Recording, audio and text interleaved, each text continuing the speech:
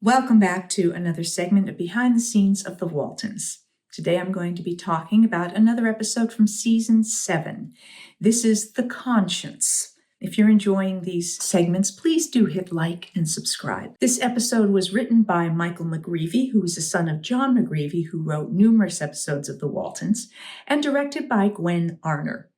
And Michael McGreevy had this to say in the book Goodnight, John Boy, about The Conscience. The Conscience was the episode that was most personal to me. Having experienced my own crisis of conscience while facing the draft during the Vietnam War, it was very cathartic for me to write about Jason's struggle with whether or not he could kill another human being in the heat of battle. I learned a lot about myself and my beliefs while writing The Conscience. So as Michael mentions, this episode is about Jason struggling with the decision about whether to join the regular army or after having been in the National Guard. All the men that he was in the National Guard with, trained with, are now enlisting in the regular army. And he is being encouraged to sign up at the same time so that he can serve with the men that he was with in the National Guard. But Jason is struggling with that and looking into what it would mean to be a conscientious objector. We find out in this episode that John Boy has joined the Army as a correspondent for the Stars and Stripes in Europe. We also know that Jim Bob wants to join the Air Corps, but at this point he is too young and his parents are not willing to sign permission for him to join at such an early age. And so instead, he decides to get a tattoo. Here we get the first look at Jim Bob's tattoo, and Aaron catches him and says it looks really stupid. Ben wants to join up. He's interested in joining the Navy, and he feels uncomfortable about not being in uniform, but he is needed at home to help with the war effort relative to the work that is being done in the mill. Jason talks with Mary Ellen, and Mary Ellen basically says, don't get pushed into something. Don't join unless you have to. Of course, she's reflecting back on Kurt being killed at Pearl Harbor and then GW being killed, and she doesn't want to lose one of her brothers. This scene between Jason and Mary Ellen was shot, I believe, in Franklin Canyon. It has that look about it to me. And Jason is struggling with this dilemma about killing, even for his country, and they discuss that and what it would mean to be a conscientious objector and how others would look upon that and call him a coward. When Jason goes to try and get information from the recruiter, he is warned that this is something that would ruin his whole life and impact his family. And both John and Ben both feel that Jason should serve. When Ben goes to the Dewdrop Inn one evening, Jason is playing piano there, and Ben ends up getting into a fight with two men at the bar who were at the recruiting office when Jason was asking about the information on a conscientious objector. So Ben gets into a fight with him. Jason comes out, but Jason refuses to fight with them. And of course, they are calling him a coward, and Ben is also accusing Jason of being a coward. Jim Bob now regrets his decision about the tattoo and wants to get rid of it. He asks Ike for ideas. Ike says he doesn't have anything that'll take that off.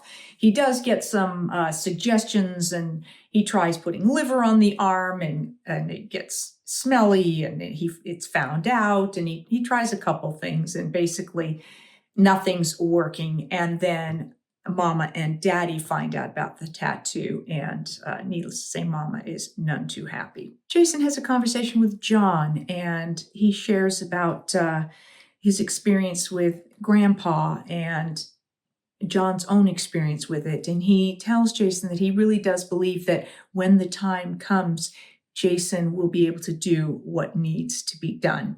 And he really does feel like it's important for Jason to take on this responsibility. Jason decides to go up onto the mountain to give himself some time to think about this. And again, this to me says Franklin Canyon, which is why I figured if we were going to do locations in an episode, typically it was maybe one day of location. So they would choose enough segments and scenes that could be shot so that they could fill a day, because it took time to move the company out there. So you didn't want to be going out for one scene and then coming back to the studio. It just wasted too much time.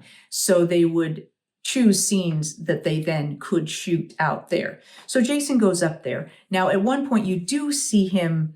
He is playing the harmonica. Now, this to me was a created shot with the sunset there, just to be able to get that kind of lighting. So they would not have hung around to wait to get this sunset shot. They somehow created this with lighting and, I believe, sort of a improvised background of sorts. While up on the mountain, Jason goes to Grandpa's graveside, and now this headstone was movable, and so it could be put where it was needed to if it was needed to be used again. It was not left up on the mountain when we originally shot those scenes at Grandpa's graveside in the empty nest. However, that was done at Franklin Canyon, and since we are now, the original one, the empty nest, was done at Fraser Park, and now we are in Franklin Canyon. So they created a bit of a clearing there, but to me, I thought it didn't really look quite the same as the setting in the empty nest, and you kind of can see a bit of that if you put those two scenes together, that the trees are a little closer and the lookout from the graveyard, the gravesite, is different. So, but they did a really good job of giving us the illusion of being back at the original gravesite. Ben comes to pick Jason up from his time on the mountain and apologizes to Jason for the things he said to Jason. Ultimately, Jason does decide that he's going to enlist and that he has made arrangements to be able to finish college first, which was important to Mama. She said, wait until you finish college, because otherwise you may never get that opportunity. You have the scholarship right now.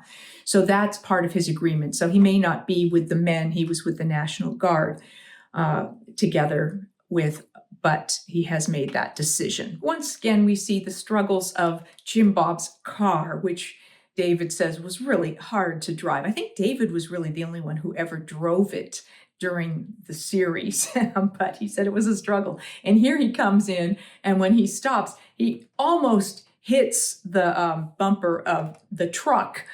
He gets so close, and chances are timing that and getting the brakes to actually stop the car in time. So then he ends up sort of jumping over the bumper between the cars. And but those were the types of things that we just improvised, unless there was an issue and they said cut and they have to do it again to try and more closely hit a mark.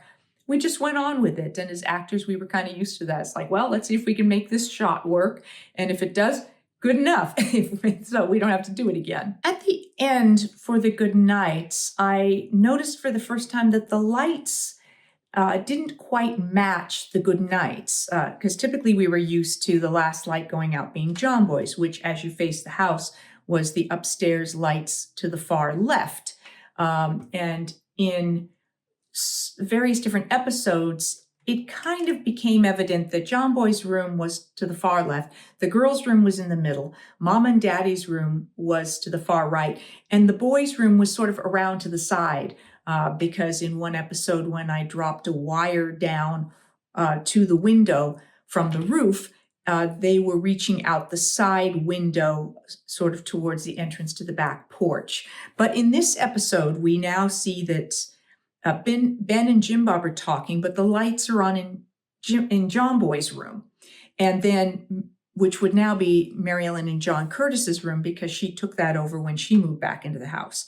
And then Mama starts talking and the lights come on in the middle, which doesn't make any sense. And because that would be the girls' room. So I think they were using probably stock footage of, I'm sure they had various different versions of lights changing for the good nights, and they probably just pulled a set of lights and used that.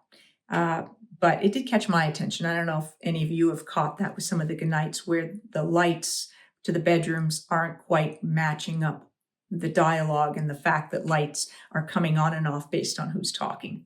In this episode, we saw once again Joe Conley and Ronnie Claire Edwards as Ike and Corbeth. Hal Bokar was Sergeant Gates, who was the recruiting officer.